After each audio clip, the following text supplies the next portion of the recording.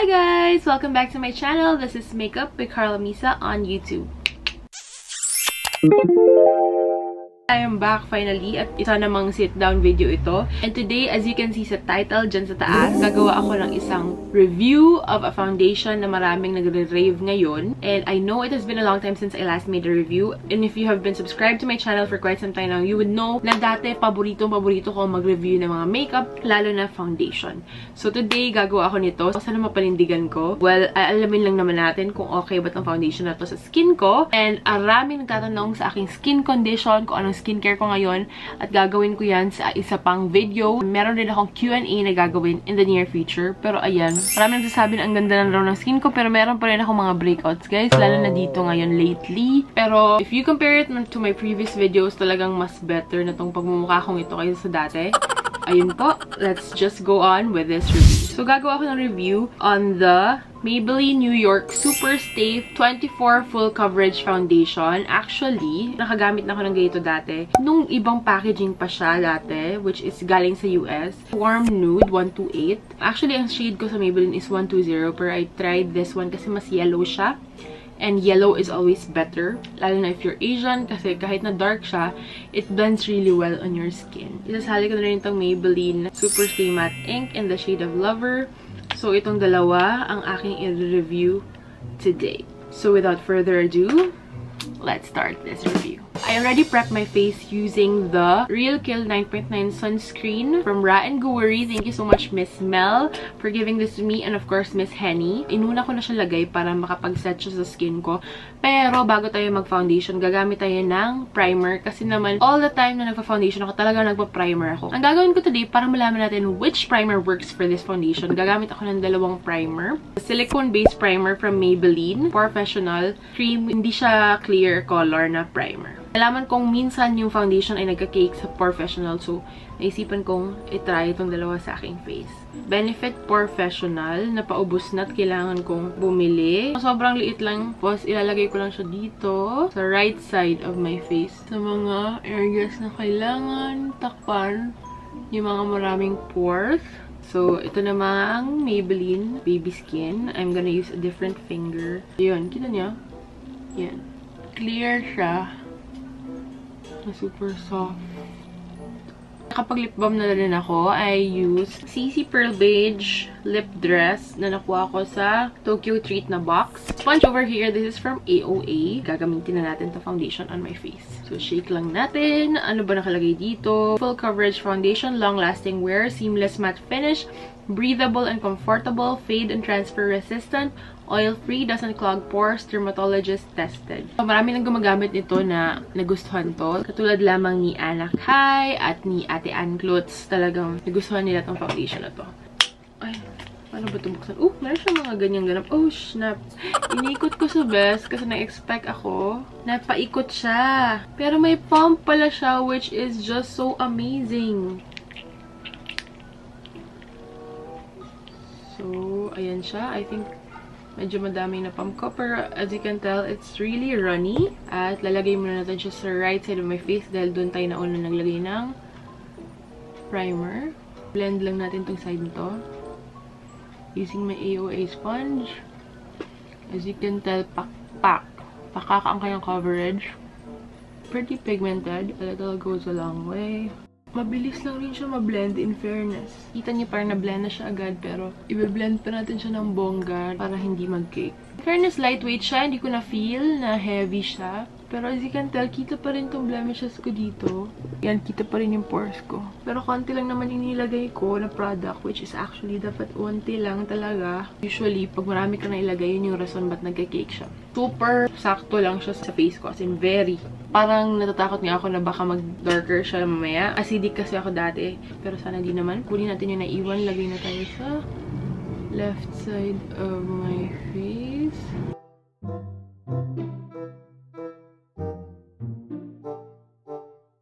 By the way, for reference, I am actually NC15 to 20 sa MAC. I'm using NC20 pero darker siya sa akin. Parang na-emphasize niya yung texture ko dyan banda. Siguro next time, kung gagamitin ko to, hindi ko na siya ilalagay dito banda. Maglalagay na lang ako ng concealer for the under eye. So, meron pa akong kaunti dito. So, ilalagay ko lang siya dito sa neck area ko.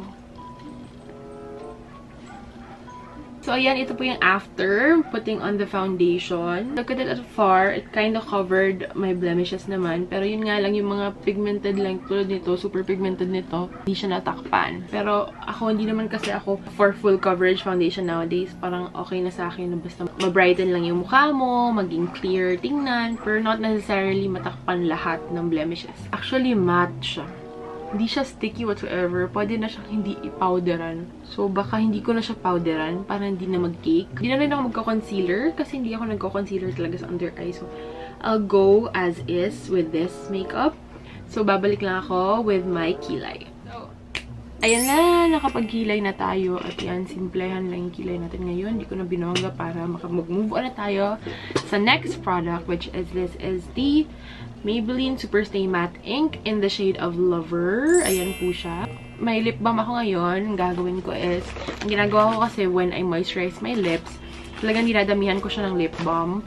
Tapos, after which, tinatanggal ko siya. Bubuksan na natin siya. Naka-seal pa siya. Parang, ito yung mga Maybelline na applicator. Na-apply na natin siya sa aking lips. Yan siya. Mukhang madali lang siyang i-apply.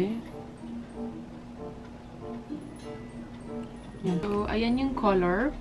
Parang napasobra ko lang yung upper lip, so. Pero as you can tell, one layer lang, okay na siya. Binlat ko nga lang siya, so.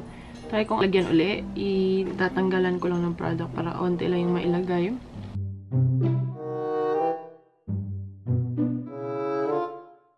Parang di na ako marunong mag-apply ng liquid lipstick.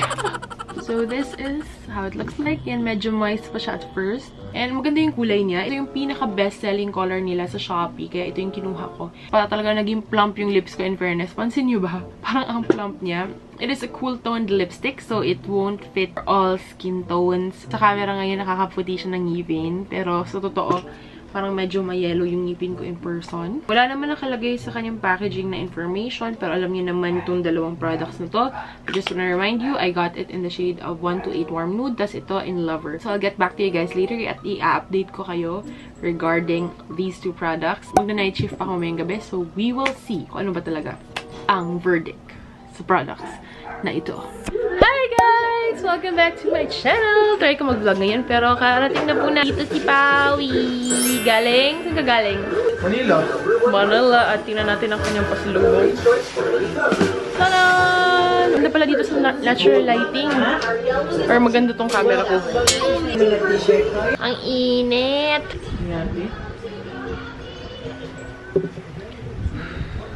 So, mag-vlog ako ngayon dahil nag-review ako ng foundation, pero ita-drive ko rin itong Fortuner after so many years. Ito magsara ng gate. 255.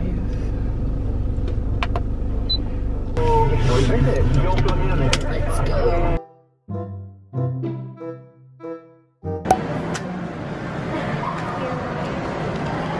Struggle yung camera ko. So, 3:15 pa lang. Ano nga pupuntahan nating iba? Baka nagkuha ka ng video mo. So, ayun po, nakapag-drive na ako ng Fortuner at di ako nakapag-vlog kasi ang hirap, nahuhulog yung camera. Bumili na kami ng ticket for the House of Us. Nod kami at 4 PM. We still have 30 minutes na gawin yung mga kailangan namin gawin sa buhay. Kailangan pumunta sa Western Union kasi kailangan ko i-claim ang aking YouTube sweldo for last month. Actually, medyo ilang araw na dapat tagal ko na yung kinlaim, pero yeah. Vlog pa more. So, over months na po, pero init.